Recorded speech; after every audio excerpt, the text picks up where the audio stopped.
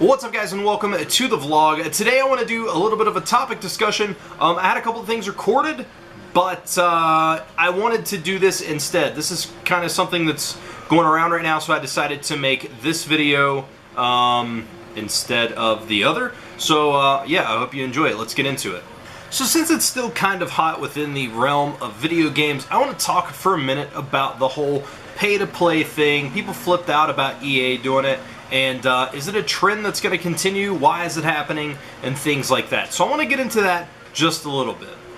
Now, just to start this off, I obviously have no form of information or anything of that nature. This is just 100% my opinion, trends I saw working in GameStop and things of that nature. So this is all just opinionated as far as that goes. Cool? The pay-to-play scale has been around for a long time. It's just, it used to be for free games. You used to pay for Farmville and crap like that. I can remember being in GameStop and people coming in buying Farmville cards and stuff like that, and I can remember them being like, I can't believe you would spend $60 on a game, and then I'd be like, oh cool, what can I get you today? And they would hand me $200 and $300 worth of Farmville cards. So the idea of pay-to-play has been around for a long time.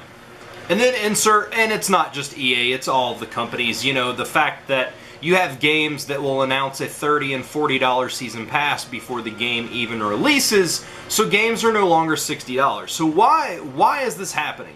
First and foremost, games used to be around $50, $40 or $50 when they came out. PS2 it was $49.99, and PS3 it went up to $60. So why did they do that?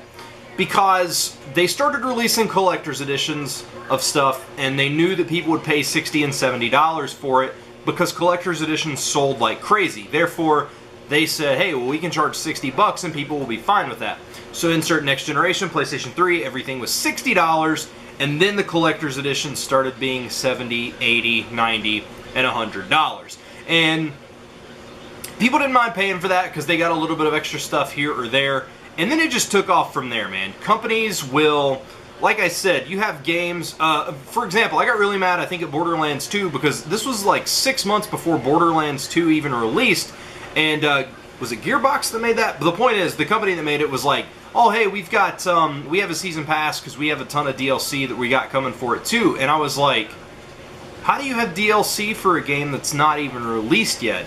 But they released season passes, and of course people bought it. And so they didn't just pay $60 on the day the game came out. They were paying $100, $120, and that's kind of what started all this. So in my opinion, saying all this, we as gamers are the reason this happens, and it's because we refuse to hit companies where it matters, which is in the pockets, because all we do is gripe and complain about it on the internet, but then we still go out and buy it.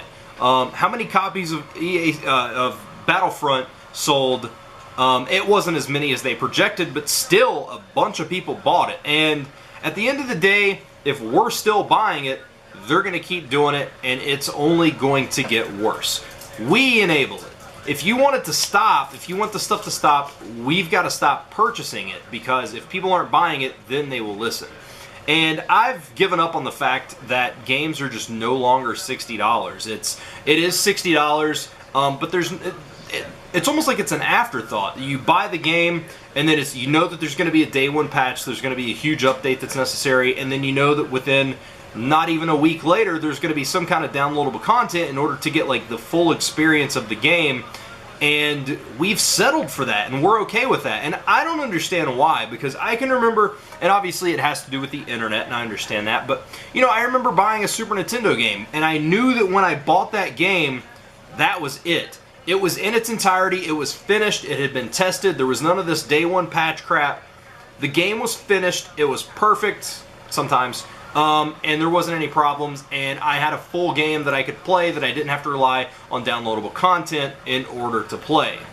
And also, before anybody gets mad, I'm not talking about like map packs, because I understand the idea of expanding the longevity of your game. I'm fine with that for the most part. And I'm not talking about your games like Skyrim and Fallout that are 60, 70, 80, 100-hour games, and then they give you additional. I'm talking about these games that are 3-4 hours long, like your Assassin's Creeds, when they're like, oh, here's a 4-hour game for $60, buy the season pass for $40 and play an additional hour.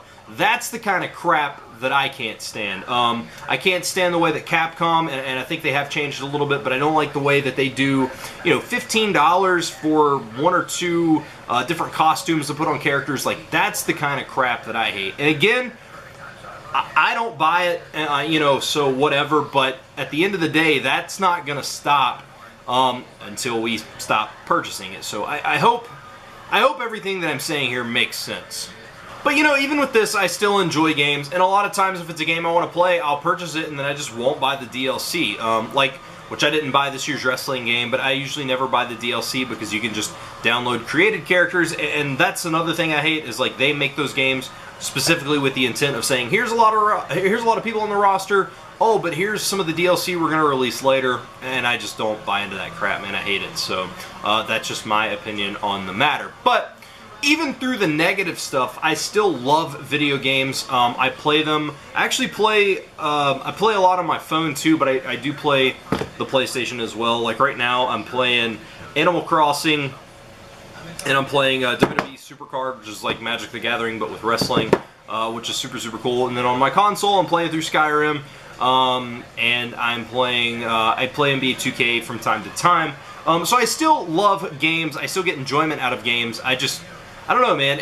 Maybe that's me turning into like the old dude that I thought that I would never be, but I really miss the way that games were, man. I miss the idea of a company putting time and effort into a game and making sure it was ready on day one, not this, well, we said the release date, but it's not going to be ready, but it's okay, we'll just patch it later on and people will be okay with that. Like, I don't know, man. Gamers have almost come into this mentality of settling instead of demanding the best.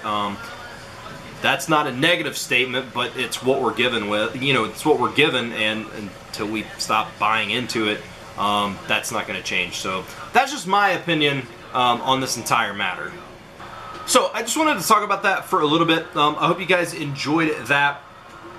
You know, I just, sometimes when topics are hot and stuff, I want to do little videos like this. And I know I have a lot of people that watch games on my channel, and I know that a lot of people found my channel from the why I quit GameStop video and things like that. So I thought this would be a decent topic discussion for the videos. So yeah, so as far as that goes, I am going to end the video here. Thank you guys so much for watching. I hope you enjoyed today's episode. If you have anything else that you'd like to see me talk about or anything, let me know. I'm anxious to see what your guys' thoughts are in the comments below. Let me know, what do you think? Like, are you guys okay with the idea of DLC and stuff like that? And I'm not talking about after the game's released, but are you okay with a company being like, hey, here's all kinds of stuff, you know, that we have planned for the game, but go ahead and buy it and then we'll give it to you later.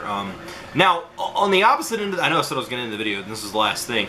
On the opposite side of that, I do understand, because I have had people say, well, it lets me know that there is going to be longevity for the game and I can continue playing it. And I also understand that. Again, my issue is when a game is you can beat in less than 4 hours and they have an additional hour you can play for $30 or $40, that's when I start getting irritated. So just to clarify that.